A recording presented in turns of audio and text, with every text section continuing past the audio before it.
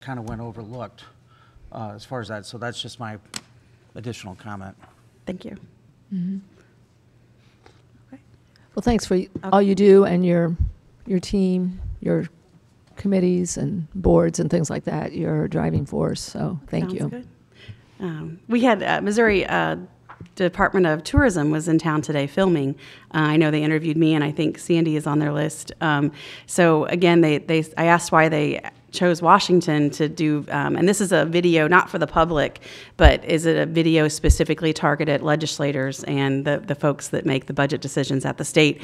And they said that Washington is consistent in spending the monies in the way that they see that the program money should be spent. These are the dollars that the city passes through the Tourism Commission that partners with the chamber, and then we have I'm missing the right word, the grant that they always apply for, the 50-50 grant with the tourism funds. And they said they've always been impressed with how Washington operates, and we always rise to the top. So it was an easy decision to come here. I think one of our largest strengths that as we go to other communities a lot is that the partnership that we have between the chamber, the city, and downtown and all the different service organizations. Sal, we were on a conference call today of Independence, Missouri is coming here in February for a day and a half because they want to learn how we do things and see if they can apply that to how they do things in Independence, Missouri. They're a year into a Main Street program, but they're sending school district representatives, chamber, EDC folks, and Independence is a really large city. So I think it's exciting to see that we're used as an example quite often for large cities and even small communities. So, and that's all because of work that people like you do every day as we participate in what's happening in our community. So thank you. Thank you, Bridget. Thanks. Mayor's presentations, appointments, and reappointments. Police Department reappointments. Okay, we have 5 reappointments this evening. Yes, we do. We have for 6-month reappointment, Officer Cody Boone, Officer Matthew Unken, and Officer Daniel Day. Officer Boone and Unken are here today, if you want to come forward. This is their 6 months, so they've been with us 6 months. They have served with distinction. The citizens can be proud of them, and I'm sure they will continue to serve as they have been. So I appreciate it. Officer Day couldn't be with us tonight, and then we have Officer Greg Garrett and Officer Casey Hill. They have been with us for quite some time, and Officer Garrett is a new SRO officer and getting used to dealing with high schoolers, but he's doing a good job. All of them are a credit to the city and its citizens, and they work hard and well, and I'm proud of them. So I'd appreciate your reappointment. Okay, any comments or questions? Make a motion. Second. Okay, we have a motion by Holtmeyer, seconded by Hydrich, to approve the reappointments of Cody Boone, Patrol Officer, Matthew Unken, Patrol Officer, Daniel Day, Patrol Officer, and those will be for another 6 months. Yes. Right? Okay. And then Gregory Garrett, Patrol Officer, and Casey Hill, Patrol Officer, and those would be 1-year appointments. Correct. All those in favor signify by saying aye. Aye. Opposed? By your vote, you approve the reappointments. Thank you. Council and Mayor. Thanks, guys. Thanks for showing up, guys. Yeah. Public hearings, special use permit, 1020 West 5th Street, Apartment A, vacation rental dwelling. Yes, so this is a request for a special use permit for a vacation rental by owner, Airbnb, short-term lodging. It is located on West 5th Street between Klingzik and Hickory Street over by Schulte's. You can see here it's zoned to R1B, single-family residential. I'm not aware of any other homes on this block that are being utilized as short-term lodging. But like we've said in the past with these, they're infrequent and it's largely insignificant to the surrounding properties. We do recommend approval. They'll have to get their bed tax straightened out as well as their home inspection to make sure they have the exit lights as well as fire extinguishers present. One thing to point out here is that's not the case in all these. They do have significant off-street parking with a garage that goes to the rear. We don't always require that for these, but it is often a concern of the neighborhood, and so I think that's something to point out in this case. It's even a better situation here. So we do recommend approval. Any questions or comments? Yeah, how many rooms is this going to be? I believe 2. So it's not the whole house. They have a, it's a 2-unit home right now. And so they have a current dwelling and then an apartment building that they're getting, an apartment unit that they're getting their special use permit for, excuse me. Make a motion to accept. There's a public hearing. Okay, is there anyone here who would like to address the council on this issue? Okay, any other comments from council members? Second. Okay, we have a motion by Sullentrup, seconded by Hydrich, to accept this item into the minutes. All those in favor signify by saying aye. Aye. Opposed? By your vote, you accepted the item. Thank you. An ordinance granting a special use permit to utilize 1020 West Fifth Street as a vacation rental in the city of Washington, Franklin County, Missouri. Holtmeyer. Introduced by Councilman Holtmeyer. This is the ordinance that follows the previous item. Any questions? An ordinance granting a special use permit to utilize 1020 West Fifth Street as a vacation rental in the city of Washington, Franklin County, Missouri. Sullentrup, Yes. Pettit, Yes. Holtmeyer, Aye. Patke, Yes. Scornia, Yes. Moheski, Aye. Hydrich, Aye. Waterman. Yes. By your vote, you approve the ordinance. Thank you.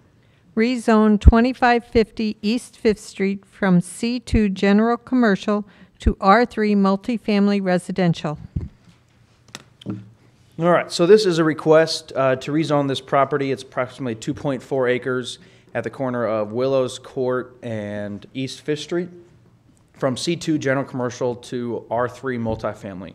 So each of those are unplanned districts. As right now, C2, it could be developed as a number of commercial developments and commercial activities. Again, it's not something that would be, the use is not approved by the commission or council. It's approved in-house by a site plan. Same with R3. It's a multifamily, it's a zone district that only allows multifamily residential, but however, the site plan is not approved by the commission or council. It's approved in-house. And I just wanted to point that out is because a couple months ago, they came in with an application on this to the Planning and Zoning Commission to have this property as planned residential. And they had a whole site plan ready to be approved. The density was higher than what was approved, and we are already going through that code revision to amend that density. They withdrew that application. After the code amendment went through to change it from 2,000 3,000 to 2. 3,000 square foot, yes, I'm sorry, 3,000 square foot per unit down to 2,000. They came back and resubmitted with the rezoning to R3, which is unplanned, like I said. So for the nature of the area, you can see it's all C2 along the highway, and actually as you go north along East Fifth Street, East Fifth Street is largely mixed use. There are a number of residential mixed in with commercial uses, as well as apartments actually right down the hill here across the street from the senior center, and then also further up on Fifth Street as well. The Willows on this property is also zoned. This is R4, which at the time was planned residential. We no longer have that zone district, but this is considered a multifamily development as well. Staff really sees that this area is actually very suitable for a multifamily development. Given its location, its proximity to the highway along a high traffic area, and the fact that it's currently zoned commercial, we think it is appropriate for this property to actually be downzoned into residential, specifically R3 multifamily. So we are recommending approval.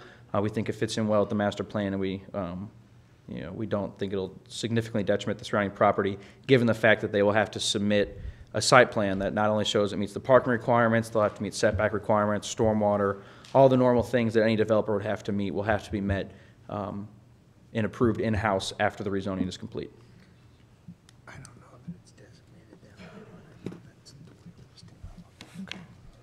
All right, thank you. Okay, any questions of Sal? Okay, is there anyone here who would like to address the council on this item?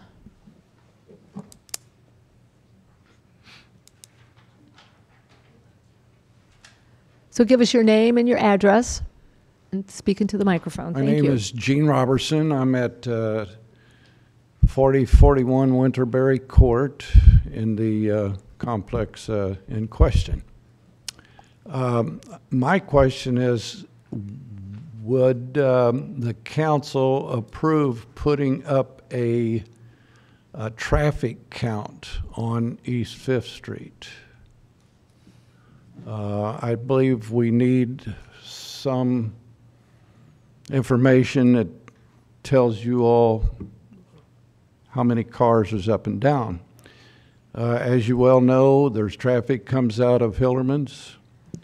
There's very slow traffic coming up on Fifth Street. People are turning into the car wash.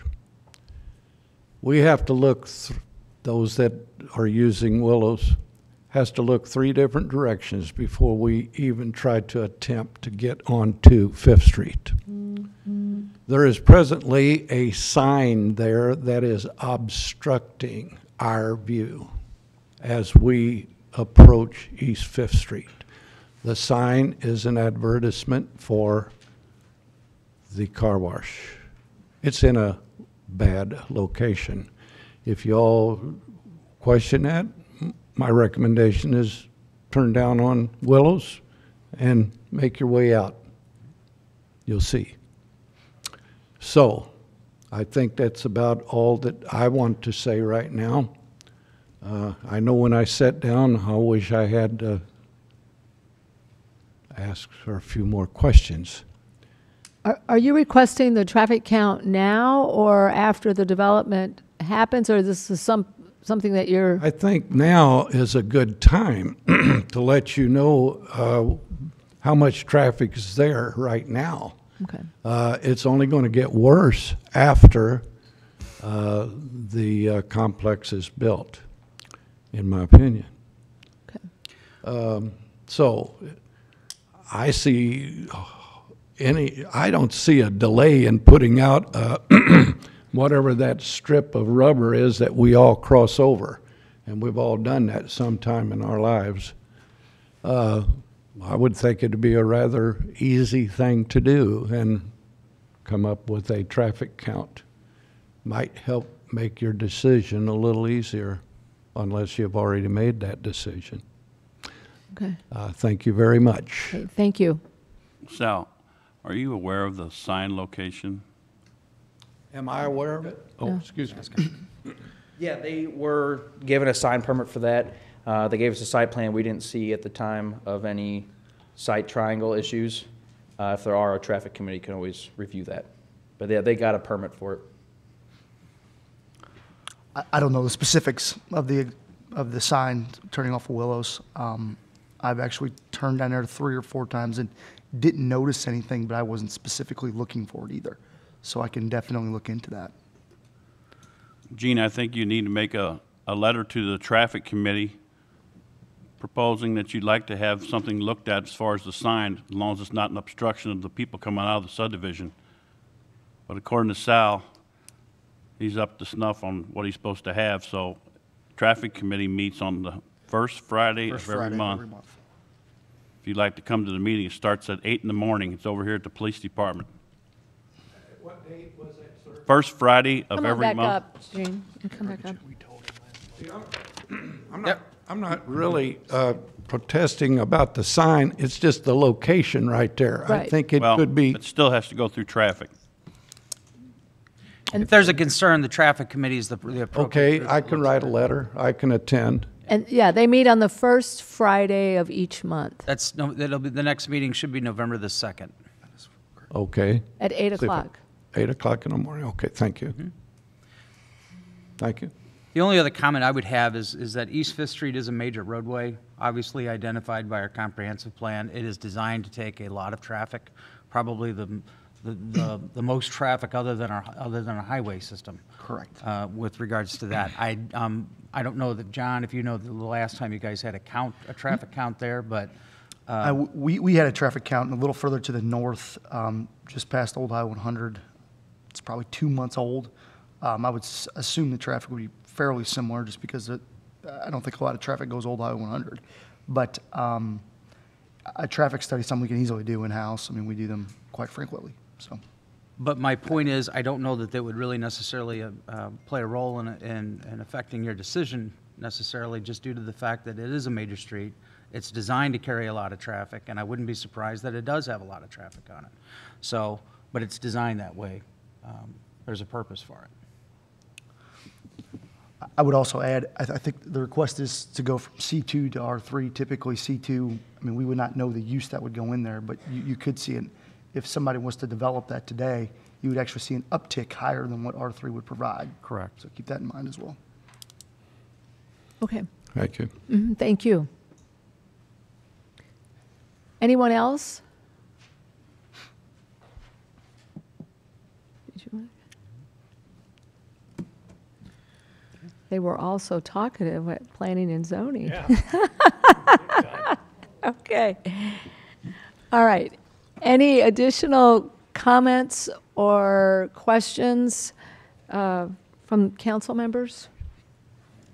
I guess I would just like to reiterate what John just said. Being it's already C2 now, I mean, anything could go in there and be a lot more traffic. This actually seems like a downtick, to use your word, as far as that goes. As long as the developer keeps the apartment complex up to snuff, I think it's it's an upgrade, especially for the neighbors. So I don't see an issue there. Thank you. Anyone else? Okay, so we'll need a motion to accept this into the minutes. I'll make a motion. Second. Okay, we have a motion by Patke, seconded by Hydrich, to accept this item into the minutes. All those in favor signify by saying aye. Aye. Opposed? By your vote, you accepted the item. Thank you. An ordinance rezoning 2550 East 5th Street from C2 General Commercial to R3 Multifamily in the City of Washington, Franklin County, Missouri. Pat- Zolentrop? Oh, Yes. sorry. Introduced by Councilman Patke. Any other questions or any other comments? Okay. An ordinance rezoning 2550 East 5th Street from C2 General Commercial to R3 Multifamily in the City of Washington, Franklin County, Missouri. Zolentrop? Yes. Pettit? Yes. Holtmeyer? Aye. Patke? Yes. Scornia? Yes. Mohesky? Hydrich? Aye. Waterman? Yes. By your vote, you approve the ordinance. Thank you. Rezone 901 Patients First Drive, parcel ID 10-5-22.0-4-099-260.200 from R1A Single Family to C2 General Commercial District. All right, yes, this small parcel here, we've called it a remnant parcel before, is one of the parcels that was left over after Duncan Avenue was reconstructed and all these properties were reallocated or are deeded over to the appropriate entities. Mercy was given this property after Duncan Avenue was completed, and we cleaned up all these remnant parcels. I think it was just last year when we actually finally cleaned up those parcels. When it was deeded over to Mercy, you can see here in yellow, it was deeded over as R1A Single Family Residential. It is about 3,000 square feet. It is not really buildable. The only thing it could ever really be used for is a parking lot if they ever need, put a culvert over this creek and then extended their parking lot, or for signage, which is actually what's being proposed. So the application is signed by Mercy. However, it was requested by Jeff Wilson of Wilson Insurance, who owns the commercial development directly across Duncan Avenue. We approved, the Board of Adjustment approved about 6 months ago a variance for Jeff Wilson to put an off-premise sign here on this piece of property along the highway. Because it is along the highway, MoDOT actually required an additional permit. We don't get involved with that commenting process. We don't require them to submit that to us. We just let that be between the property owner and MoDOT. MoDOT is requiring this property to be commercial for them to have his off-premise sign there. So that's why they're rezoning this to commercial. I don't really see it'll be any detriment to the surrounding area because of the fact that it is not buildable and it's along a major highway. So I think there's no issue rezoning this to commercial. We already approved the sign location anyway. It's just the size was what we were still going back and forth with the applicant, but the location was already approved. So. Did you say Mercy owns that triangle? Mercy owns this, yep. And they did sign off on the application. But the size of the sign has not been defined yet. No, That's still- so they are waiting to resubmit after the public hearing tonight for the code amendment. And the property that's just to the north of that shows it as R1A also, is that right? Yes. That's just the creek and the trees next to Yep, that's Mercy correct. that they could potentially expand it, parking lot, so really no detriment there. No, in yeah, the if they future. wanted to do that. Mercy, the hospital use can go in any zone district, so if they wanted to expand, they wouldn't have to get it rezoned, but But by zoning this commercial, it's not detrimental to anything they could do there. no. So, Nope. good. I don't think anybody's going to want to build a house. I agree, Yeah. but I just want to make sure that, Yeah. Again, it's not very buildable, so. Any other comments or questions? Okay, this is a public hearing. Is there anyone here who would like to address the council on this item? Okay, well. I'll make a motion. Second. Okay, we have a motion by Patke, seconded by Moheski, or seconded by Solentrep, to accept this item into the minutes. All those in favor signify by saying aye. Aye. Opposed? By your vote, you accepted the item. Thank you. An ordinance rezoning parcel ID number 10-5-22.0-4-099-260 point, should be 00, or 200. Hang on here. Let me pull up the ordinance. 260.200. Located at 901 Patients First Drive from R1A Single Family Resident District to C2 General Commercial District in the City of Washington, Franklin County, Missouri. Introduced by Councilman Holtmeyer. This is the ordinance that follows the previous item. Any questions or comments? Yeah, this is only for the rezoning, right? It's not for the sign? Anything else? Okay. An ordinance rezoning parcel ID number 10-5-22.0-4-099-260.200, located at 901 Patients First Drive from R1A Single Family Residence District to C2 General Commercial District in the City of Washington, Franklin County, Missouri. Solentrep? Yes. Pettit? Yes. Holtmeyer? Aye. Patke? Yes. Scornia? Yes. Moheski? Heidrich? Aye. Waterman? Yes. By your vote, you approve the ordinance. Thank you. Rezone 4975 and 4979 South Point Road from R2 Two-Family Residential District to R1C Single Family Attached. All right, this lot along South Point Road is the last remaining lot just south of Stonecrest, where the Stonecrest main intersection, where there is access, a lot to put a duplex on. And it is currently zoned R2, two-family residential, which means it cannot have a zero lot line. They have to have it condoed out. And as we're all aware, a lot of the banks now require you to have your own property to get a mortgage on it. You have your own parcel number, tax ID, and everything. And so in order to do that and have the zero lot line along the shared wall, you have to have it rezoned to R1C, single family attached, was that zone district that we created after the recession when this was all required by banks. And so that's what you see here in this solid gold color. Those are all already R1C because they've already been sold since then. This property here has been under the same ownership, so it hasn't gone through the process. And now this one's just under construction. They already were permitted to go under construction because they can be occupied as a two-family structure. If they wanted to sell one unit, they had to have it subdivided. So that's why they're going through this rezoning. It's really just to have it approved on paper. It doesn't change the use from what was approved prior. So we do recommend approval. Any questions or comments?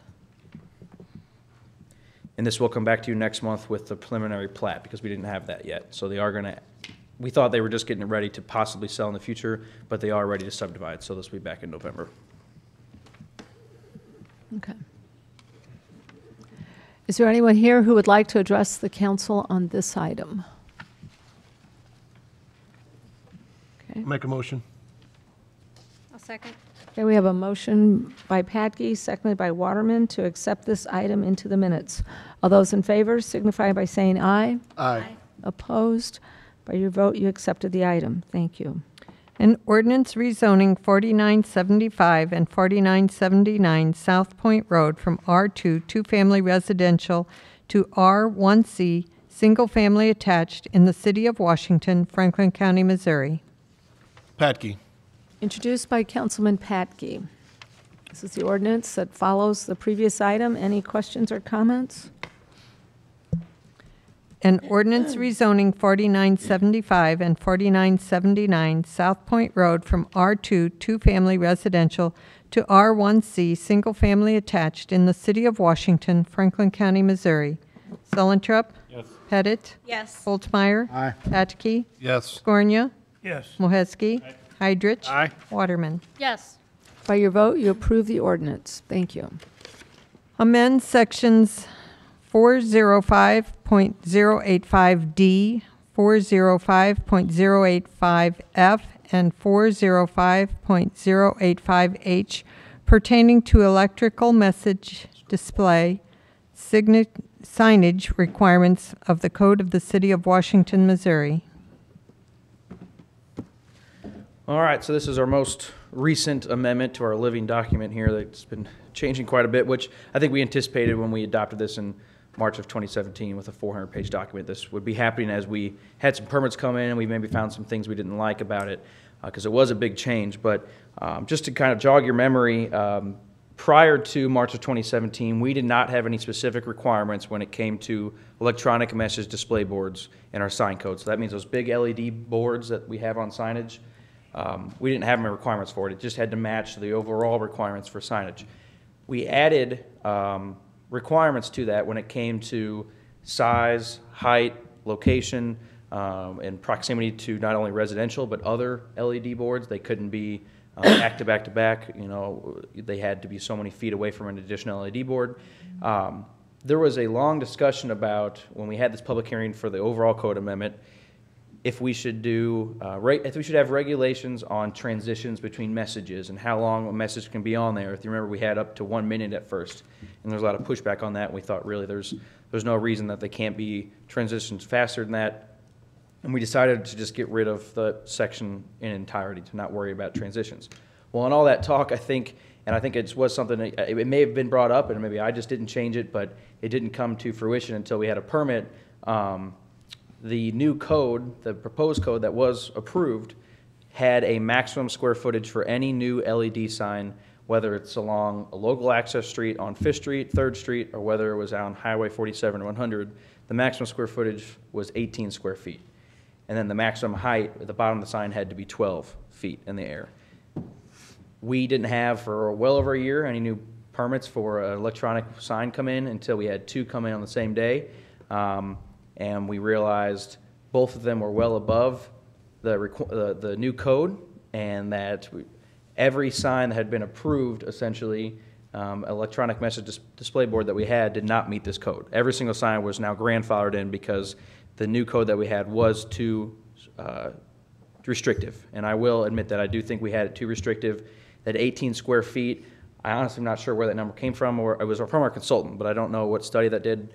I mean, that could have been where they looked at a town like Ladue and realized they needed smaller signs. I can't say where that came from, but it slipped through the cracks. We didn't catch it. I didn't catch it. And now we're realizing that it's going to hinder business in town if they wanted to put up a sign like this. We were trying to look without having to, because we didn't have the special permit for LED signs beforehand. I don't think there's a sign in the city limits right now that's an LED sign that meets that 18 square feet. The closest one would be up on 5th Street where Express Liquor is. That's a smaller sign, but even then it's still, I think, a little bit larger is what we determined. But before March 2017, we didn't have them specify the LED portion on their sign. So this is the main portion of this code amendment, as I have it highlighted here. The first is when it comes to size. So beforehand it just said, and you can see it's crossed out there, not more than 18 square feet in size or 50% of the total area of the sign, whichever is more restrictive. Well, in that case, it's always going to be the 18 square feet is more restrictive. So I am proposing and Planning and Zoning recommended unanimously in approval of this to vary according to location as follows. So the maximum size of 100 square feet when located along Highway 47 and Highway 100. The reason I called out those two highways is because our current sign code allows businesses to put up a sign of up to 250 square feet along 47 and 100. So this would allow 45% of that to go up to be an LED sign. For LED just the portion. changeable copy portion. Just the changeable copy. So it's not 250 square feet for the sign and an additional 100 square feet for the LED. It's just that portion of the LED sign can be up to 100 square feet. Got that numbers from our largest sign in town is, our largest LED sign is up on High Street and 100. That S&K contracting sign, the Remax gold sign, is, I believe, 98 square feet. Ben, can you help me out? Yeah. So that's comparable of what you would see with that signage. And then the next one, maximum size of 32 square feet when located along all city streets. So that's anything that's not 47 to 100. And that 32 square feet came from, again, our existing signs that we had already approved that we never had any issue with. We just didn't have any regulations on it. A 4x8 sign, I think, is pretty standard for manufacturers to complete, but something to put into perspective at the corner of 14th Street and Jefferson is the Bank of Washington sign. That is 32 square feet. That is a 4x8 sign. Never had any complaints on it. I don't think there's any issues there. That's the typical sign that you'd see along a commercial corridor that's not on the highway. So they would not be allowed to go up to the 250 square foot, and it wouldn't be allowed to be as high as you can on the highway. And just in reflecting that for the LED, it has to be smaller as well. So we thought that was a good compromise there to allow signs that we had previously and continue kind of the same development we had before March 2017. Because again, we didn't have a lot of complaints whenever we amended our code in 2017. We didn't see this as a big issue. It's just we didn't have any regulations at all. Our consultant recommended it, and we went forward with it and realized it was a little too stringent. Next, John, if you want to scroll down just a little bit, number 3. Sal, before you do that, Yeah. you shared the maximum size of the sign for those on 47 and 100, but what is that 32 square feet? What percentage of the allowable size is that? Well, that would be for everything other than Highway 47 or 100. Right. Yeah, but they get up to 75. In C2, you get up to So 75. it's still under half. Yeah. 46%, so it's very close to the same percentage. Thank you. So. All right, so for height, our code already dictates what a sign can be in any zone district, the maximum height. And so whenever we amended this code, the section of the code, we added a regulation that the LED boards actually had to be lower on the signage. They couldn't be more than 12 feet. So along Highway 47 and 100, your sign can be 50 feet tall per the code, but your LED sign had to be no more than 12 feet in the air. I think the intent of that was to try to make it safer where you're not having drivers as distracted as up in the air. We didn't really see any logic to that. We thought if the sign is there, the sign's there. It's a distraction. The location of the LED signs, not if it's an additional 20 feet in the air, isn't going to make it any more dangerous. And just to clean this up, to make it easier, why not just make it match what the chapter already has? So I took out all of this section, basically 3, and just made it the maximum height shall meet the requirements of the sign type set forth in this chapter. So along 47-100, it's up to 50 feet in the air. Along all the other streets, it's up to 20 feet in the air. When you say 47 to 100, is that city limit to city limits? Yes. For the full length of it. Now, it still has to be in commercial zoning, so if it's along residential along the highway, they wouldn't be able to do that, but, and then you guys want to keep scrolling. The second page was a little bit more minor.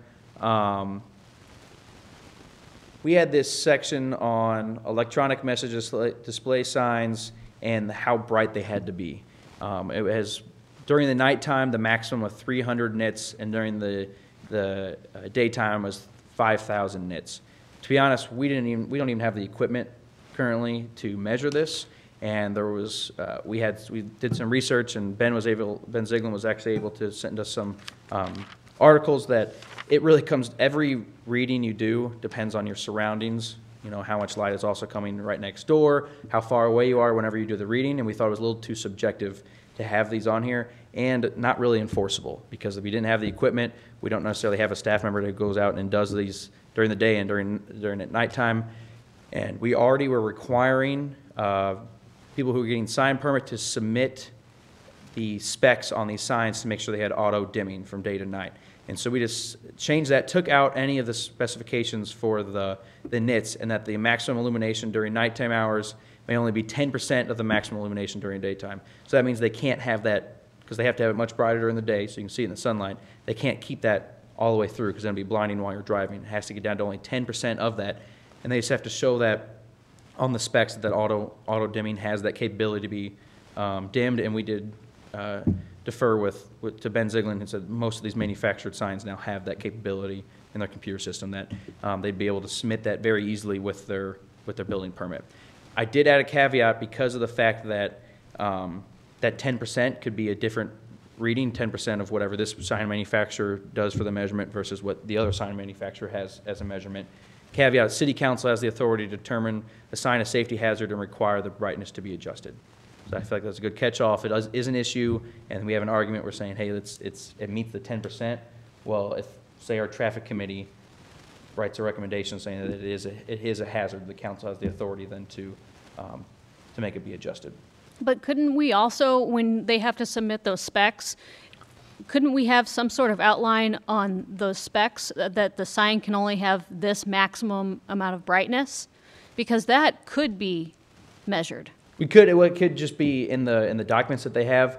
I guess one issue I see with that is sometimes it's foot candles, sometimes it's nits.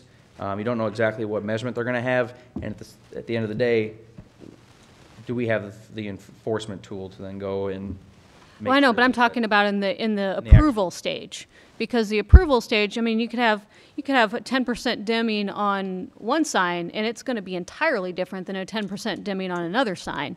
So, and then by including the city council's authority, I mean, that's just making it completely subjective. You know, there's no sort of data point Right. available there. I understand that we can't, go out and measure signs. We don't have that equipment. But if we did that at the planning stage, then it seemed like that would be a more appropriate time to say, this is this is a maximum amount of brightness we're willing to extend. Does that make sense? It does. I mean, it's similar to what we had here. I mean, the 300 nits at night was the max, and 5,000 was the max during the daytime. We just thought that was, well, there was some question if that was even bright enough. That was still maybe too dim, that 300 or 5,000 during daytime may not be bright enough. Does MoDOT have any specifications? I would bet they do. I couldn't answer that off the top of my head. On illumination, I'm not sure. Mark, didn't this come up in St. Louis when they had Lumiere Place Casino right there along Highway 40? I remember because they had such a large, bright sign that came in, and I think it was a hazard, I guess, to motorists at the time. They thought they'd be too distracted. Do you remember anything? Yeah, I have a vague recollection of that. My memory is some of that LED signage was on the side of the building, and it was changeable. But I don't remember the details of that or how that ever got worked out. We did have, I mean, a foot candle measurement tool. Those can be purchased cheap. I mean, they're pretty cheap. We had one of those in the past, although we never had a specific ordinance on the size of how much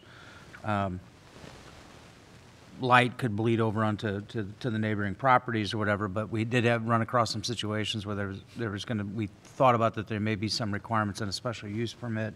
I remember when Schnucks came along at that time, there was something where the Don Valley residents were concerned and they didn't want so many foot candles bleeding over onto theirs, et cetera. So that tool, I know it can be purchased relatively cheap. I mean, we can go ahead and get that. I mean, whether or not net that's readers probably is- whether or not that's the right tool, I guess, for these types of signs, that's not my expertise. But I'm just saying that's something that we could easily go ahead and get our hands on. Well, I'm not familiar with how the specs are on a new sign install, but I go along with what Susan says. Is there a maximum that it says on the sign? If it comes out and it's 15,000 nits, and then it's bright, then only 10% is going to give you still a pretty bright night light. I mean, again, size, location, things like that doesn't bother me as much as just the brightness. I personally think the Sonic sign is too bright at night. You go by there and it's always bright. It's lighting up Fifth Street, and then there's other places you can name. But that's just the a way to control is right from the install, I think. So I mean, Ben can answer the question as far as what's what's out there on a manufacturer. Is that number given when you put the sign up? How bright it is, how bright it can be. Ben Ziegler, Ziegler Signs. It is pretty much a standard nowadays what boards come out with. 5 years ago, they might have been 6,000, 7,000 nits. 9 to 10 is what you're going to see come from the manufacturer specs during the daylight, and it's always about daylight for sun. At night, you can't run these things that bright, or it's so bright you can't even read them. The problem with a lot of the light intensity is perceived versus, you could say, hey, that's bright to me, that white, but some people don't see it the same. So it's a perceived notion. That's why I think the percentage, the way they do the photocells, everything's done per zip code nowadays anymore. They used to have light sensors, stuff like that, but they have light sensors to let us know when it gets so dark, and then it automatically dims down to a set rate. Because ideally, manufacturers that want this, the more power runs through an LED sign, the quicker it'll wear out. So they want to get the longest duration they can of these. So running these things at 100% maximum is not the way they want to do it. They'll fail, they'll get too hot. So even during the day, they're only running probably 80% of their power. And at night, they go down to 10, 12% of their power. And that is typically what they see. But as far as the baseline of brightness, manufacturers are all coming out to be about the same. I don't see even in the next 5 to 10 years that you're going to get any brighter, so to say. Because outdoor LED is bright. Compared to a television, put it outside, you can't read it. But their TVs are getting brighter to try to keep up with that brightness. But the daylight hours are where the brightness intensity is. Nighttime, and you'll see a sign that might be super bright. That's because either the photocell's bad or they don't have their settings, because a lot of these things have manual settings that you can adjust it, and that's where you find your problems. That's why you need this portion in here to say, hey, it's bright. I left the meeting last Monday night and drove up Jefferson Street, and the business center sign was bright as heck. And I was like, great.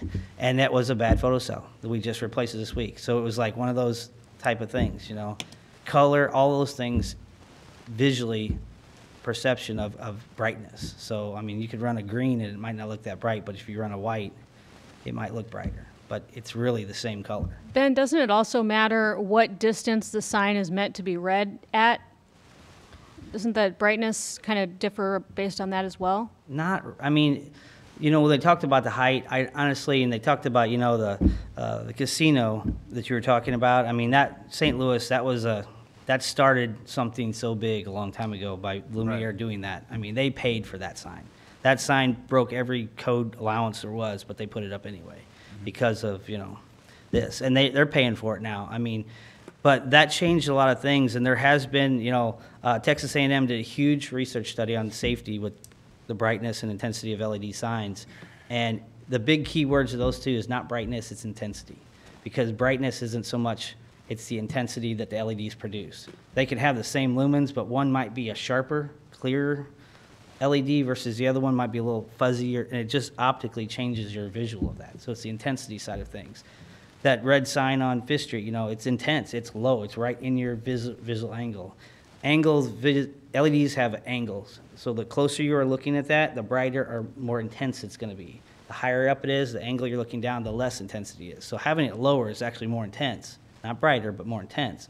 So the higher you get it above your visual, and you want people to read them. What's hard and dangerous is when people are trying to read something below a car down, they take their eyes off as distraction. So that whole type of thing, but distance with lighting, I mean, if there's 6 parking lot lights or highway parking lot lights going down, the light is going to change your intensity of that. So it's kind of hard to say that that's the scope of it, but it's a tough, and that's why this is such a huge national regulation that the International Sign Association, which I also serve on the board, is really focused on trying to make this a win-win for municipalities and for businesses. And it's a challenge, we're just the guy delivering the results here, but a lot of cities that once, emitted LED signs are realizing that it hurt their economic state of the business. They've brought them back with restrictions, but yet the same thing what we're trying to do here is just a happy balance between all of it. I have a meter. It's nits, lumens. I mean, there's so many different settings on these things, and whether you're 10 feet away versus there's a rule of thumb that national brightness.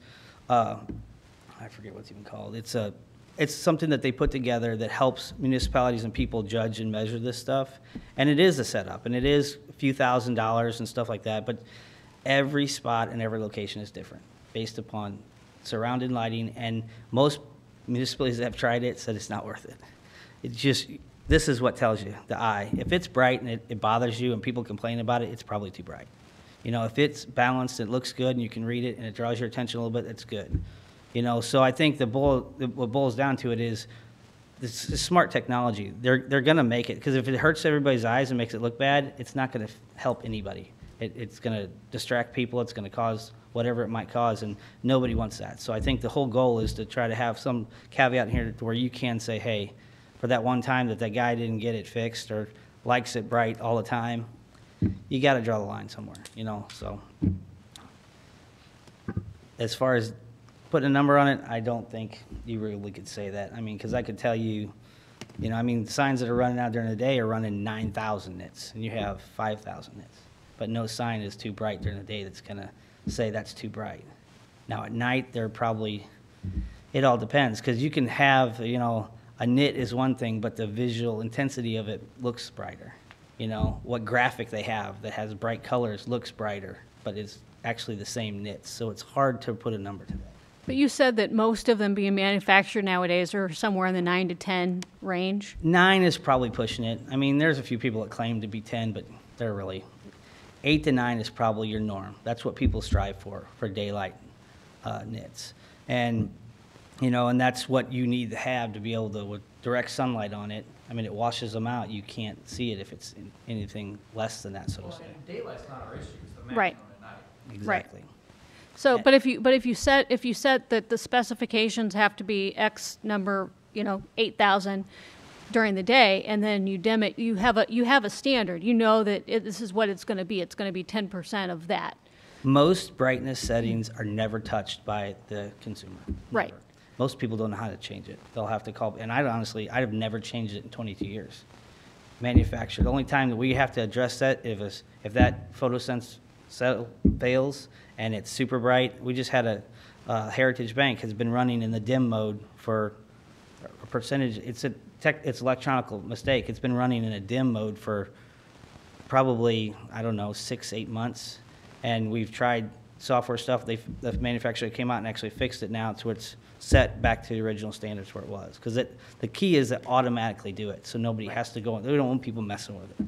Because then next thing you know, one guy's got set at 30, the next guy got set at 20, the next guy got 40, and they're better off to. It's an issue to have to go in it. It can be changed remotely, but most people don't know how to do it. Anything else? Any other questions? Thank you. So the last thing on here that we did omit was display. Hold on, Jonathan, go up real quick. Sorry. It's number 3, F3. Displays that use large background areas of bright white or other high-intensity colors are prohibited. Thought that was obviously too subjective. I mean, other high-intensity colors, any color can be high-intensity if it's bright enough. So we just took that out to remove any possibility of a lawsuit. And that's all the changes. The rest of it is just how it would read without all the edits. So, and there is an ordinance on here tonight, but I mean, it can always be amended and brought back. So, I mean, I think if you think that the bright white or other high intensity colors are prohibited is too subjective, I would say that the city council has authority to determine a safety hazard without any sort of outlines on what that would be is too subjective. Right. We could add the requirements from the traffic committee. I understand it's still subjective, but you know, and that's kind of where we came to that. And just the same thing Ben said is we're concerned about being able to go out there and read it. Right. Is. But if we do it during the approval section where we say, okay, the sign has to automatically dim at night, and it has to have a maximum of 8,000 or 9,000, whatever. So then there's a standard set in place that, hey, the paperwork, the specifications said this. They're not going to be able to make it brighter than the specifications. Yeah. So then. We could, yeah, we can change that to a maximum of 10,000, or I'm sorry, 9,000, and then they can go 10% of that at nighttime. So if they want to be, I see what you're saying, if it's lesser than 9 during the day, it's still at 10% of whatever they have. Right. And then there's a big difference between 18 square feet and 100 square feet. And then I understand what Ben was saying about, you know, it's more distracting to have the LED sign lower. So what about including something in there about not just the maximum height that the sign can be, but a requirement that, and I know this came up at Planning and Zoning, having some sort of requirement that if you're going to have a bigger LED sign, it has to be higher up so that it isn't quite so in your face and so distracting. I mean, it's definitely, it's your prerogative if we want to add that. I think when that came up at P&Z, it wasn't necessarily because of the LED board. That was the concern that there's members of Planning and Zoning Commission that want us to change the entire sign code to have that requirement for any sign. Whether the bigger it is, the taller it has to be, so it's not so low. You know, after sitting on that for a week, I disagree with that. I mean, I can come with a code amendment that they requested. I mean, we can be candid. It's all one sign this is coming from. It's from the Total Access Urgent Care sign that met the sign code requirements, but right behind it, the State Farm Dining Holding sign also met the sign requirements. It's actually a little bit bigger, and we've never gotten any complaints. So I don't think it's necessarily a size to height ratio. Right. I think it's all about design.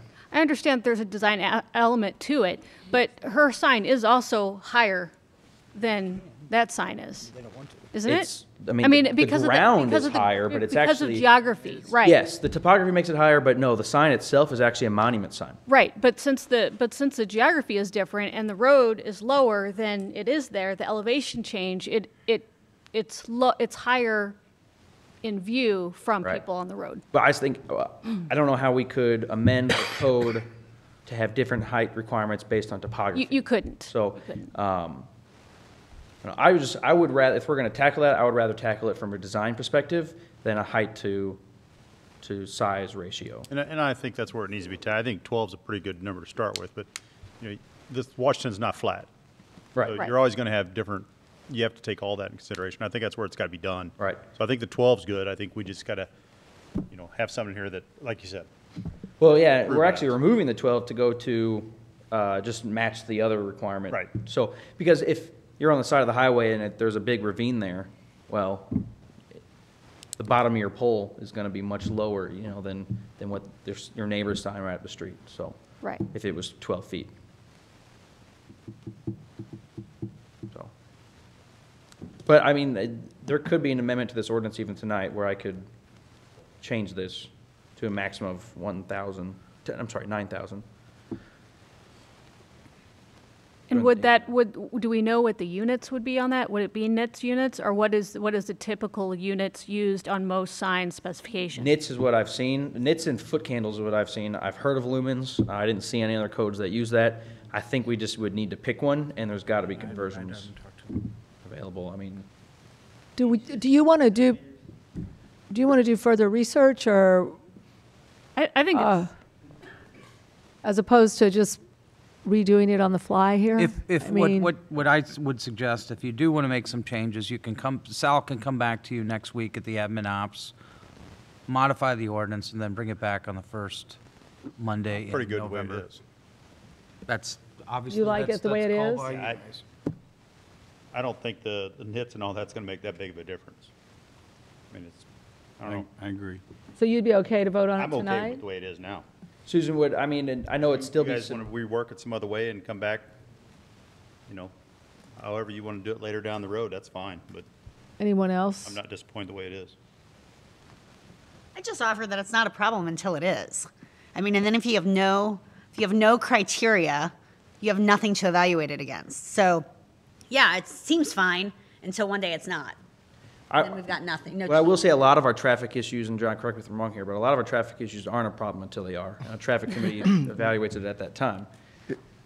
Yeah, anytime you have a traffic issue or even something like this, I mean, you're very reactive It's very hard. I mean, you can be proactive and try to find the problems before they exist, but it's extremely difficult, Yeah. especially in You're always a going to. government It goes situation. back to each sign has to be evaluated on its own. Because you don't know what's around it. If there's street lights, if there's a parking lot next to it, then the And nits we do will that on be property, different. we do that on a lot of things. It's evaluated I mean, you could always, on itself. I mean, one way to evaluate the topography situation is you could always say that, adjacent roadway elevation is the datum zero of your sign height. So you could just draw a line from where the sign's gonna go perpendicular to the road. That's datum zero, it gets measured from that point up. That'd be a way to address your topography if there was a ravine that was down the hole. For example, total access urgent care sign is, pick a number, 7-8 foot above the adjacent roadway. Do you want to? I mean, that'd be a way to do it. Sign into comparison of the pavement? I didn't think the height was necessarily an issue. I thought we were, I think height is something too, because, we have a maximum, but we don't have a minimum. And a lot of the complaints are because signs are too low. but we would often prefer a monument sign than a pole sign, and the monument sign is 0. Sure. Yeah. And that's just why You got to raise that monument sign up at least 4 or 5 foot. right, because we don't measure it from where the sign is. I mean, if it's a monument sign, it's from 0 to the. Right, but you could designate whether it was a pole sign or monument sign, and that If it's a would, pole sign, then. right, I mean, Do we want to vote? I don't know. I'm okay with the way it is. And just, not to complicate things anymore, but I mean, I could add a sentence in here on recommendation from the traffic committee. Or the council could always require that as it came. I would like to see some sort of, I don't see what the problem would be to say, 8 or 9,000 per the specs on the sign, because that's always going to be available, and that's always going to be something that you can go back to. It's something that's, we don't have to go out and measure it, because the signs aren't going to get brighter. They're only going to get dimmer as age goes by. The only problem I have with that is if I put a business next to Casey's on Highway 100 and it's nonstop sunlight from the west, and Ben comes out with a 12,000 nit sign, and I'm like, I want to try that. Now I can't get that. Well, you could always go to Board of Adjustment. And I think that's an unnecessary. But I think that's what this Board of is- Adjustment is for those special circumstances. I mean, in my mind, that's what that would be for. Yeah, well, the problem isn't today, it's tonight. Right, I don't think there's any problem tonight. right. So I think it's good the way it is. Well, let's see, this is a public hearing. Yeah. So is there anyone here who would like to address the council on this item? Ben? You're protesting. Go ahead. No, I got to just say, people always talk about economic effects of signage. These two particular projects, which we started 3 months ago, has really, not only has the two business owners built their entire building and are moved in just about on both of these projects, and then it's actually, we count for jobs for our people. We're actually on work release right now because I'm waiting. These are probably 400 or 500 hours worth of production for us, for our people. So it just shows that it does make a impact on businesses, not only for myself and for the other ones. Jeff had his renewal come up and gone now, so it does make an effect. So anything that I ask is whatever we do, can we at least get these two permits that we've had in-house at least approved, so we can at least move on to them and then make any size requirements. Yeah, the brightness, whatever, we can come back another day. It's just, we've had these things in permitting for almost 3 months, and I still have to wait another 4 weeks to get the boards ordered. So, we're going to be at, like I said, Rick's built his entire building, entire thing almost. The time it's taken us. And the original plan was to have the sign up and going before his building was up so they could use it for promoting rental and stuff like that. But I understand things happen. I understand it was a Corcoran thing, but whatever we could do, if we could just get these two approved, I would greatly appreciate it. So would all of our people. So that's all I have to say. Thank you. Thank you, Ben. Anyone else? Well, I guess any other discussion from council members? So how would we go about amending this one to get it approved tonight? Do we just make a motion, or how does that happen? Well, and Mark can correct me if I'm wrong, but I would assume that you could approve the first amendments to section D and F. I'm sorry, John, will you scroll up? Sorry. To D. And then F is where the lighting's at. Go back up to D for just a moment.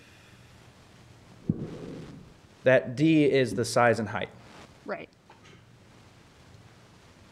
So, but in order to amend that, to change it so that it would be tied to height, that would require a bit of doing, and that probably would not be, I think the mayor suggested that go back and take some time to research. Right, that would maybe, that's not something that I think any of us are equipped No. to quite handle this evening. Yeah, if anything, I think you could try and pick some maximum nits tonight, but we couldn't Right. do this height to size ratio tonight. Okay. But I guess, do we want to do that, or are there council members who are happy with it the way it is? I don't see an extra week. I understand that you wanted to get this going, but if Sal thinks that he could get something together by next week. It won't be a week. Next week will be admin meeting, then it'll be No, another 3 weeks. The mayor said we could do at Edmund. You won't be able to approve an ordinance Oh, at right. an admin meeting. You have to Right. wait till November the 2nd. Okay. Or, I'm sorry, November the 5th. The height to square footage, we talked about that a little bit last week, and it has been brought about, hundreds and hundreds and thousands of municipalities. It's an extremely hard to go by height and percentage of something because of, like you said, grade elevation conditions.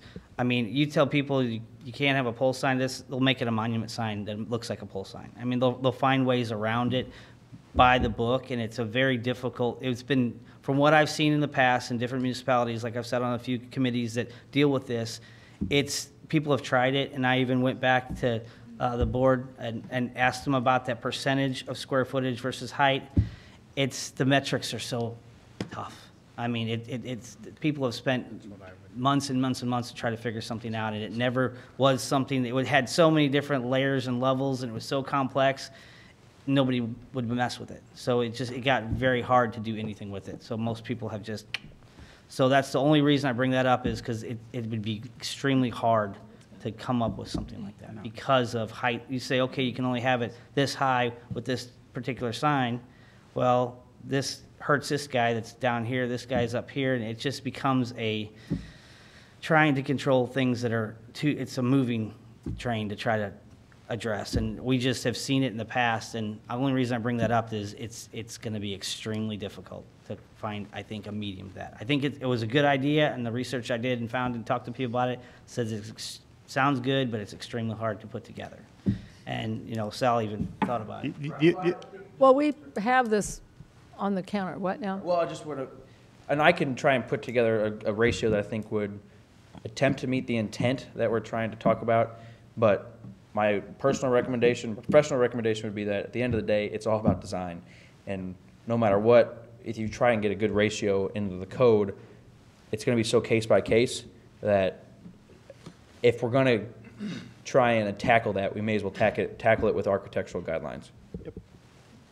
And I'm not saying that's not a bad idea. I think if we're going to add architectural guidelines somewhere in Washington, I think signage is a good place to start. The other thing is, planning, or P&Z looked at this as well. They voted 9-1. Yep. So I'd like to see it just go through and let it vote and see where it lies. If it doesn't pass, great. If it does, good. So we've already got it opened up here. So So what do we need? anyone else want to address? So we need a motion to accept the item into the minutes. I'll make a motion. Okay, we have a motion by Mohesky, seconded by Holtmeyer, to accept this item into the minutes. All those in favor signify by saying aye. Aye. Opposed? By your vote, you accepted the item. An ordinance repealing Section 405.085 of the Code of the City of Washington, Missouri, and enacting in lieu thereof a new Section 405.085. Mohesky. Introduced by Councilman Mohesky. This is the ordinance that follows the previous item. Any comments? Okay. An ordinance repealing Section 405.085 of the Code of the City of Washington, Missouri, and enacting in lieu thereof a new Section 405.085. Sullentrup, Yes. Pettit, No. Holtmeyer, Aye. Patke, Yes. Scornia, Yes. Moheski. Heidrich, Aye. Waterman. No. By your vote, you approve the ordinance. Thank you. Citizens' comments? Is there anyone here tonight who would like to address the council on any item that's not on the agenda? Okay. Report of department heads? Yeah, I'll just give you a couple updates on two projects we've been working on, specifically Bluff Road. It was open late Friday afternoon, and the signals at Vosbrink and 100 were removed this afternoon, so there is no longer a traffic signal, temporary traffic signal at Vosbrink and 100. There will be ongoing work. We do need to epoxy some of the pavement loops. There'll be some final grading work and some fence work still along the roadway section, but the majority or the bulk of the work has been done. I just would urge the public to keep an eye out for those construction workers in the area, because it is not it's not a heavily utilized area for construction, so there'll be a little intermittent. But it looks good. What's that? It looks great. Congratulations. Yeah, it turned out very well, yes. Hopefully the traffic and the trucks can get up the hill a little bit better, and the industrial park will see a big benefit to it. So we will be adjusting signals. There is a signal control box that has to go in yet. We are operating off the old one right now in order to get it opened up a week early. So if anybody has any concerns regarding signal timing, things of that nature, just forward those to my office. The second item was the quiet zone situation with the Union Pacific down at the Amtrak. The Parks Department was very helpful in getting new latches installed on the actual doors, or I'm sorry, the gates to access the trains. Previously, you didn't have a push button on the inside, so if you would get off of Amtrak, you'd have to reach over the gate to unlatch it, which is unsafe. So we were able to get a new push button latch, which is a two-way latch, to open the gate from inside of the tracks to increase, I mean, it was an increase to safety concerns. And then we also added some signage. That was enough for us to establish that quiet zone. We did send that paperwork out on Friday. So I would anticipate some time here yet, 4, 5, 6 weeks, to get 6,000 plus locomotives updated in their controller software. I don't anticipate any problems. The paperwork's done. It's been through the federal process, Federal Rail Administration. So I think we're good to go. We might see a little bump in the road, but just forward those concerns to me as well. That's all I have. Thank you. Okay, anything else? Okay. Ordinances and Mary, resolutions. would it be okay if we took, moved G up to the top here before A, just because the folks from CTS have to drive to Kansas City yet tonight? Sure. Can we do that? Yeah. Okay, so we're going to move down to G next. Thank you. An ordinance authorizing and directing the execution of an agreement by and between the City of Washington, Missouri and Control Technology and Solutions, LLC, doing business as CTS Group. Solotrup. Introduced by Councilman Sullentrup. I will say this process started approximately a year ago, a little over a year ago, actually. In the summer of 17, we had some discussions about how we could go ahead and, again, look at our facilities, provide some energy efficiencies for them. And it also kind of coincided, at that time, we kind of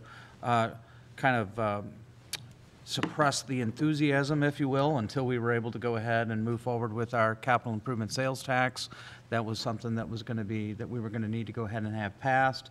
Luckily, we did. That was part of the item of what we had included within that. So this is a significant portion of that, this initial contract that we have with CTS. We've taken a long time to go ahead and get here, but Ellie and John are here with CTS or whatever, and I'll let them go ahead and take over just a little bit. They just have a few slides for you to consume. Mayor Count, thanks for moving it up. I do appreciate it. Yes, as Darren said, we've been talking to the city for just almost a year. We were selected as your partner in November of last year, and you signed a letter of intent that gave us approval to move forward with the detailed analysis to evaluate all your different facilities.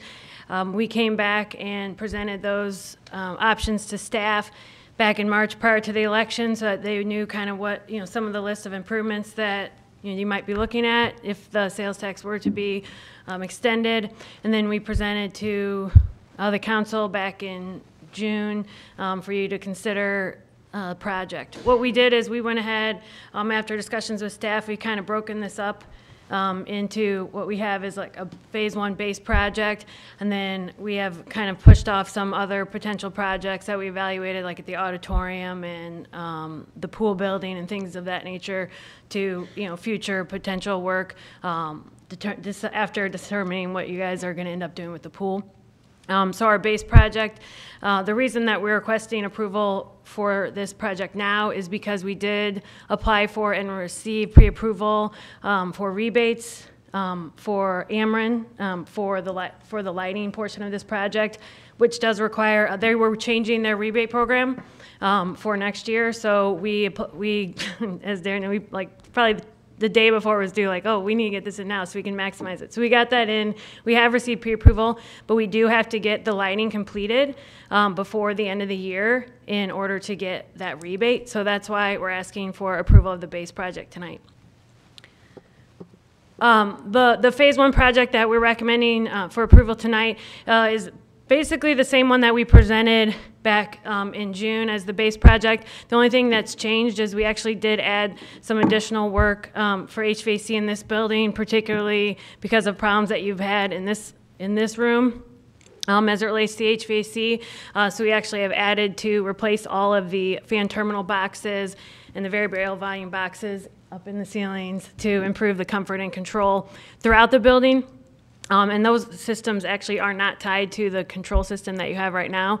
So we're actually putting we recommend a new web-based building automation system that all those systems will be tied to. So that's going to really improve the comfort and control in this facility.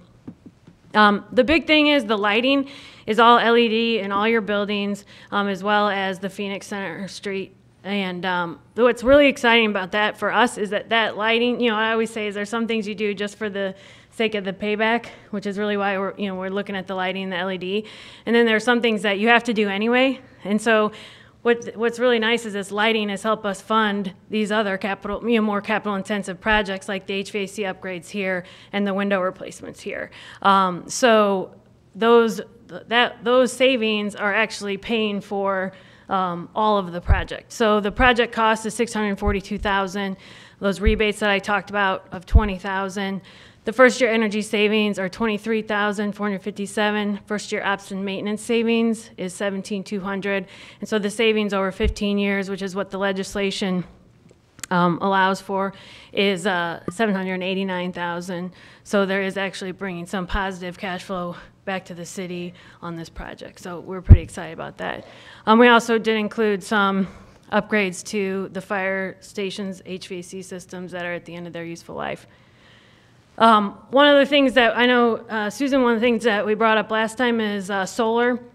Those are still things that, the way we see it is we'd like to be your partner, for the future. And, one of the things that we're still looking at now to bring to potential next year is because Ameren is about to introduce another rebate for solar.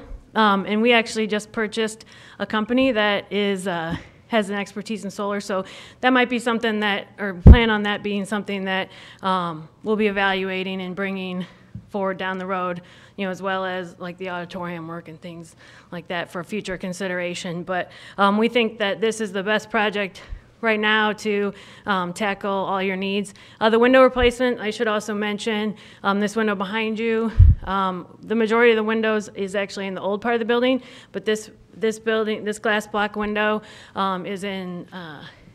is being replaced in this project as well. And I know Darren has a sample of what we're recommending. And I think it's going to look really nice and improve, modernize the look of the front of this building, and then as well as improve the comfort. The glass block's very inefficient, so a new window behind you is going to make a big difference as well. So. And then all the new windows will be in the older part of the building, and you'll notice too, or I'm sure you've noticed, there's some metal inserts in some of the windows, like on this side on the old building, and those will all be replaced with what we call spandrel glass, so it actually looks more like a window. So even in the inserts, the reason why they put metal in there is because that's where the bathroom is, or that's where ductwork would show. So what's nice is that these are going to look more like an actual window. So I think it'll really improve the look of the windows, and but they'll still be opaque, so you can't see through them. And as well as this, it's still, you can't see through it, but it just is a much more modern look. So. Insulated. Yeah. And that's, I mean, really, we've talked about CTS a long time, or every time we've been in front of you, but, we've done these types of projects. I think we have 10 municipal projects that we've done. We're vendor neutral, so we're looking at what makes the most sense for your particular applications, not, something that we manufacture or sell. And we've also used, like, we're local electrician, Echo Camp Electric would be installing the lighting. We have General Mechanical, who's a union mechanical contractor, and then Will Bond Construction is a window union contractor as well. So, Any questions or comments? Okay, thank you. Thank you. Never mind. Any comments? Did you want to ask something? Okay, go ahead. An ordinance authorizing and directing the execution of an agreement by and between the City of Washington, Missouri and Control Technology and Solutions, LLC, doing business as CTS Group. Sullentrup, Yes. Pettit, Yes. Holtmeyer, Aye. Patke, Yes. Skornia, Yes. Moheski, Aye. Heidrich, Aye. Waterman. Yes. By your vote, you approve the ordinance. Thank you. Okay. Drive careful. Yes, drive Thank you. safe, Ellie. You're welcome. An ordinance establishing the salary for the city administrator of the City of Washington, Missouri. We don't have time for Sullentrup. I know you don't. Introduced by Councilman Sullentrup. Just to give you a little follow-up on this item, last year we directed Darren to get a compensation study done, get that completed, and part of that compensation study was a review process. And so this was the first year to implement the review process. And so all employees here at the city have gone through the review. And then it was only right that Darren go through the review process as well. So I asked Jeff and Steve to also be on the committee to work on the review because they were both on the committee when we selected Darren as our city administrator. So they filled out the paperwork, submitted the information. We all kind of did it independently, and then I met with Darren and reviewed the results of that, and we filled out his form just like everyone else's was filled out, and so he's gone through the process as well. So that's how we came upon this. So I don't know if you have anything to add to that or whatever, but it was all done as everyone else was done. And the new process is very good. So.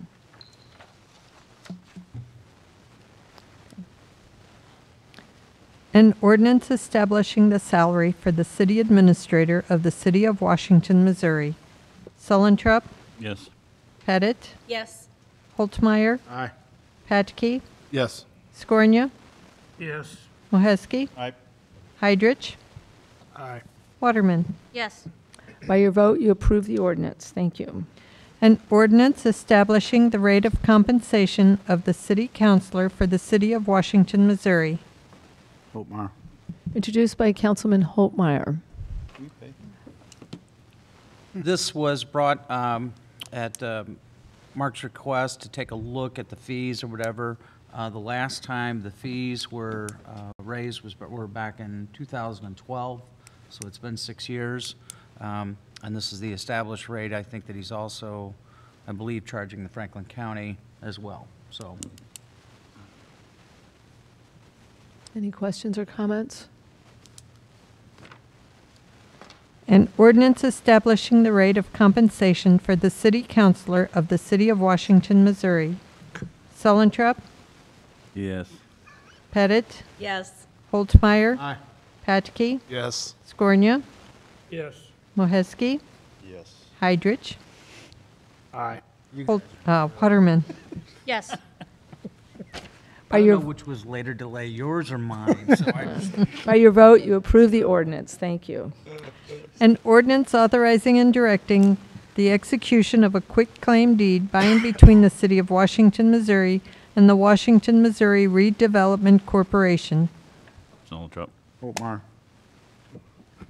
Introduced, Sullentrup, Holtmeyer. I think it was introduced by Councilman Sullentrup. Okay.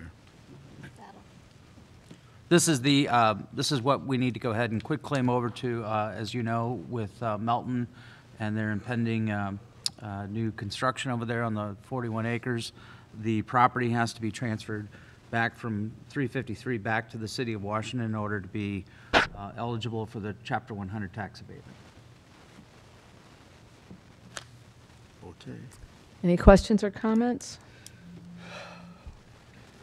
An ordinance authorizing and directing the execution of a quitclaim deed by and between the City of Washington, Missouri and the Washington, Missouri Redevelopment Corporation. Sullentrup. Yes. Pettit. Yes. Holtmeyer. Patke. Yes. Scornia. Yes. Moheski. Heidrich. Waterman. Yes. By your vote, you approve the ordinance. Thank you. An ordinance amending the 2019 budget of the City of Washington, Missouri. Patke. Introduced by Councilman Patke. There was a couple of items that Mary wanted to go ahead and make sure that we had budget amendments for. One was the purchase that we did at our last council meeting of the property to come from the stormwater fund like the other properties. That was the 902 Locust Street and the amount of $135,000, but then also to reflect on the general fund and an increase of $370,000, and that's the insurance money that we're receiving as a result of the claims for the repair and replacement of the roofs, various roofs around the city. Any questions or comments? An ordinance amending the 2019 budget of the City of Washington, Missouri. Sullentrup. Yes. Pettit. Yes. Holtmeyer. Aye. Patke. Yes. Scornia. Yes. Moheski. Heidrich. Waterman. Yes. By your vote, you approve the ordinance. Thank you. An ordinance amending the 2018 budget for the period of October 1, 2017 through September 30, 2018 for the City of Washington, Missouri. Scornia. Introduced by Councilman Scornia. This is finalizing the 2018 budget for the calendar year, as the ordinance states, October 1 through September 30th. Mary could not make it. I will try to answer any questions that you have, but basically this is to finalize the budget process for that year. Any questions or comments? We'll let you off the hook. That'd be nice. An ordinance amending the 2018 budget for the period of October 1, 2017 through September 30, 2018 for the City of Washington, Missouri. Sullentrup. Yes. Pettit. Yes. Holtmeyer. Aye. Patke. Yes. Scornia. Yes. Moheski. Aye. Heidrich. Waterman. Yes. By your vote, you approve the ordinance. Thank you. An ordinance authorizing and directing the City of Washington to enter into a contract with Target Solutions Learning, LLC for the purchase of training software maintenance. Heidrich. Introduced by Councilman Heidrich. You gentlemen have been so patient tonight. Turnabout's fair play, Mayor. Okay. After a number of our meetings. Okay. Target Solutions is a company that was recommended by the consultant that we hired last year as a training tool. After looking around through the budget, we discontinued contractor services we had with Power DMS. That is a program that the police use. We were not using it effectively. In fact, we weren't using it at all. So we're taking that money, pushing it over to Target Solutions, taking a little extra money out of our training budget. And this is a much better tool. It's used throughout the area. St. Louis City is using it. St. Charles City is a big user of it. They're actually one of their test centers. It's also going to save us in training so we can actually do continuing education units for our inspectors, investigators, and instructors so we don't have to send them to conferences. They can sit at a computer and get their CEUs. As a bonus to that, folks like me and a few others that have our EMT license or paramedic license, they can get their CEUs for that as well as part of this program. Plus, it allows us to track our training much better and interface right into our database that we have now. So Tim, to elaborate a little bit more, this is like when we had the study that the consultants did for our ISO rating, et cetera, and they said better tracking. This is a step in that direction, correct? Absolutely. The consultant actually said 9 out of the 10 departments that have ISO 1s are using this program. And basically, it tracks, ISO used to put all your training in a kind of buckets, and then they'd take your total manpower, divide by the total hours, and if that came out to be right, you got your points. Now they're looking at it personnel by personnel. So they're looking at each individual person. And so if you had one guy that was heavily weighted, taking one piece of training in the past, that would help you out in the total cumulative number. Now they're looking at it individually. This helps put those training hours in the right buckets. Thank you. You're welcome. Any questions or comments? An ordinance authorizing and directing the City of Washington to enter into a contract with Target Solutions Learning, LLC, for the purchase of training software maintenance. Sullentrup? Yes. Pettit? Yes. Holtmeyer? Aye. Patchke? Yes. Scornia? Yes. Moheski? Aye. Heidrich? Aye. Waterman? Yes.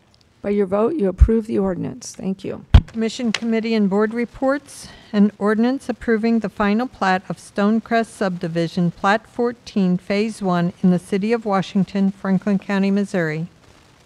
The second one, there you go. Patke. Introduced by Councilman Patke. All right, this is a final plat, but just phase 1 of the preliminary plat that was approved about a month ago. Just to kind of jog your memory, this is the portion of Stonecrest between the existing Earthcrest Drive stub and Phoenix Center. The full preliminary plat, I cut off the bottom here a little bit, but it does propose that connection that we required to Phoenix Center, as well as this would have to be amended to show a four-way intersection. The developer did agree to that. They are just here tonight requesting a the final plat of Plat 14 Phase 1. So just these 6 lots. I believe the reason they're separating this is, 1, they have builders ready to go, and 2, sewer and water has already been extended in this location, so it'd just be, there is a performance agreement attached to the ordinance, as well as a letter of credit that's been promised by a bank, and it does have the amount for the road extension, which John has reviewed and approved. So we have no issue with this. It matches the 6 lots that were approved in the preliminary plat. And as they move forward, they'll continue to make this connection. And if this is the fastest way by selling lots individually and they can get to that connection, then we're happy to let them do that. We're hoping to have that connection made by spring is what they've said, and we've hoping that gets done. So. Any questions, comments? An ordinance approving the final plat of Stonecrest subdivision, Plat 14, Phase 1, in the City of Washington, Franklin County, Missouri. Sullentrup? Yes. Pettit? Yes. Holtmeyer? Aye. Patchke? Yes. Scornia? Yes. Moheski? Heidrich? Waterman? Yes. By your vote, you approve the ordinance. Thank you. Mayor's report. Just a couple of things to remind you. Wednesday is the Franklin County Municipal League dinner here in Washington. We'll be hosting at Jesuit Hall beginning at 6 p.m. Also, as we've talked about before, we're working on the bridge dedication. And just a reminder, I'm not sure if I've announced this one yet, but the Missouri Transportation and Highway Commissioners then will be here the following Wednesday on December the 5th. So there will be some things going on with that while they're here in town. They'll be arriving on Tuesday, and they will hold their meeting here in the council chambers on Wednesday. And then Thursday is the mountain groundbreaking. So that's at 11. So anyway. Busy week, busy few months. City Administrator's report. Just a few items. We are advertising for the Parks Director position. That is out, I think, on every available format that we use to advertise that position. And we're starting to get a couple applications already in.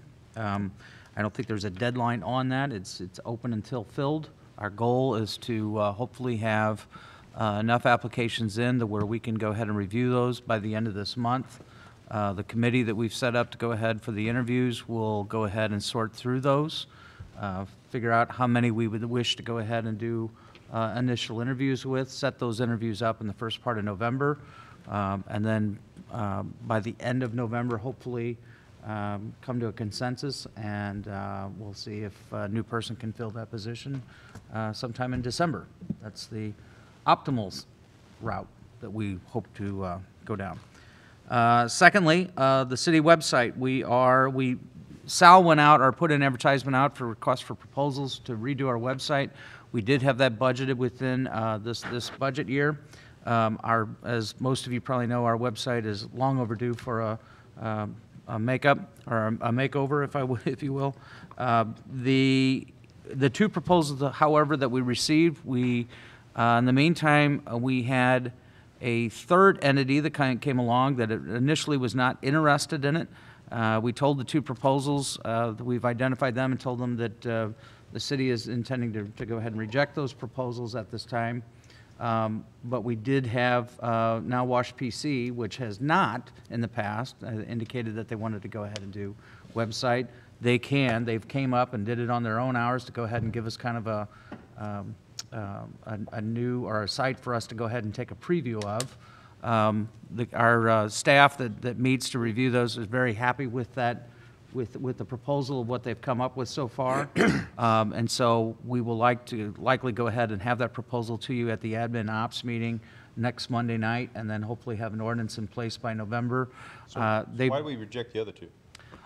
Due to the fact of price and service, and what we felt that we could go ahead and get a better product with Wash PC. Okay. I mean, when they indicated that they were interested in submitting something, it would seem like it was a much better option for the city. We had a list of qualifications that we wanted established in that RFQ that I sent out, RFP I sent out, and Wash PC we actually sat down with them, went through, and realized they could hit all of those, and then it could be an extension of their existing contract, so it wouldn't be necessarily a proposal, it would just be amending their contract, and the price was less than half of what the other two were. So that's it, and so we looked at it not only from a price vantage point, but also from the fact of being able to go ahead and get service from them on any updates and anything else that we had to do. The main one was out of state, the other one that was actually serious. Right. So we will have more details for you next Monday night for that. And then if you're so inclined, we'll have the amendment to their contract to you on, I guess, the first November the 5th. And honestly, I think they'll be ready to probably roll that out in November for us, for the city, for our new website. Because it'll be an ongoing piece of work. But our goal is to go ahead and have forms, applications, stuff that people can submit, make online payments. We do have some form of online payments for our utilities, but we are limited right now to that. A lot of the other things you have to come up to City Hall and purchase. And so in order to make this a much more customer service friendly, that was also part of what we looked at with our specs on the web design. Will contractors be able to PDF their blueprints to the building department, or is that? We accept those now. They accept those now. I would prefer those, to be But honest. pay for and purchase the permit online at their leisure. That's the goal. That's awesome. Occupancy as well is a big one. Yes. I do like that. So that's part of our customer service, but this was all waiting for the website to go ahead and be rolled out. Third item, Aquatics Complex Committee. They will be meeting on Thursday at 3 o'clock. We had two proposals for a community engagement phase of contracts. We asked for a revised one on the other one. The committee did. We received that. We've provided that to the committee via email. We will be meeting at 3 o'clock, though, on this Thursday. My anticipation is I will have something for you at your admin ops meeting, and then an ordinance to go ahead and move forward at your first meeting in November. That's it for my three items, and then I do have one quick item for you in executive session. Council comments? I just didn't. Any council comments? Nope. Yeah, I'll bring some up. Some of you weren't here when we voted on this, but I wish we would have done it a different way back then. In reference to the pantries that we have in Washington, ones that are on city property. Back then, we voted to go ahead and let them do it. I wish we'd have done it on a trial basis only, so we'd have, a way of getting out of it if we wanted to, but we still do. The one over here at the library, I've been monitoring it for 2 weeks now. It looks like there's hardly any activity in it at all. A couple of things maybe, but we got rid of the one at the riverfront. And I'm not against the pantries, but I think that the city doesn't need to have them on their property. I think that whoever owns them, I think they need to take them and put them on some other place other than the city property. Well, Steve, I think you're right. The only one on public property, there was one on the library. Is that correct? That's the only one left, Only one left. to my knowledge. There was one at Krog Park at one time, but I think. There was one down to Riverfront. No, the riverfront also, right. I actually spoke with the Mounties. Jane Mountie came here and was, an advocate for that months ago. To give her a heads up that, this is something maybe we need to do to deter some of the activities in the wrong spots of town. They're obviously still want to do it for those who need it. And I think that's really the main question is, there may be kids going hungry and we want to supply for that, but we want to deter those who are abusing it and causing the problem if this is one of those steps in the homeless situation that we're in. So they're willing to listen and willing to put it in, appropriate spots. I think one's now at Borgia High School and they're part of their, one of their clubs takes care of that and it is monitored and, they're, as opposed to getting all of them, it's those that are on private property that we ask them to take care of them a little bit more and monitor who's coming in and who's not. And then my suggestion to them was, it doesn't just have to be in that food pantry. If you have someone who is in desperate need, then churches in this area would be happy to help those people out without just having a food pantry out there for the public to reach into, I guess. That was kind of our conversation this weekend. We can locate, find, and help those who are in really need, not just have it out there for anybody who's abusing it, I guess. So to go along with that step, I think we could, they're not in total against us in that aspect. As far as I talked to Steve about this last week, as far as where do we go from here? Something that needs to change. So, well, I don't know that I necessarily agree that changing the little food pantries is going to make any sort of impact. I mean, well, it and may I not. understand. I understand that I don't know how you've been monitoring them. I mean, what does that mean? That means that you're standing out in the parking lot watching who uses them all the time? No, I mean, I've been over there and opened them up every day, check and see what's in there. oh, you're just monitoring what's in them, Yeah, not see what they're taking not out. who's using them. Right. Okay. And I mean, I think I understand the conversation, that it being part of the conversation, but I also think that it's somewhat premature because we haven't talked to the homeless task force yet. That hasn't happened yet. We haven't gotten any further with what recommendations. We don't have any data, any information to really go on to make a decision whether or not that's harmful at all. I think this is moving on emotions and people being upset and just being retaliatory without having actual information to make decisions on. Just so everybody, and I think I stated this at the last meeting. If I didn't, maybe I didn't state it at the last meeting. That's when we talked about it. I attended the Franklin County Homeless Task Force meeting with Chief, and I requested 3 to 4 of those individuals to go ahead, come to you at the admin ops meeting next Monday night.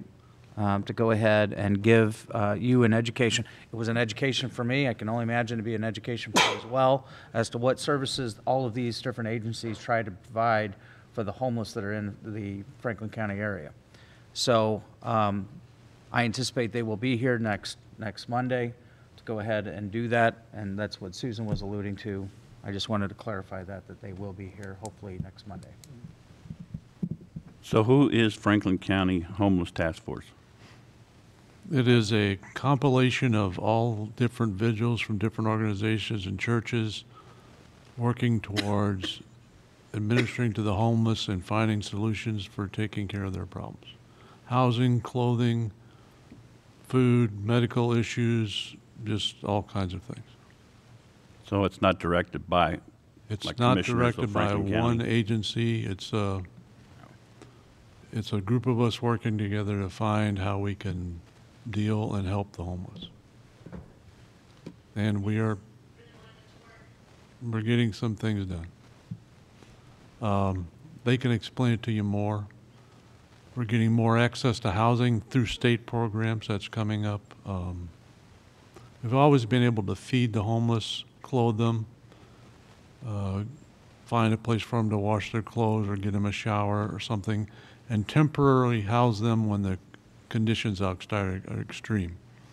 We have not been able to find a solution with somewhere for us more permanently to house them, to give them a place to call their own.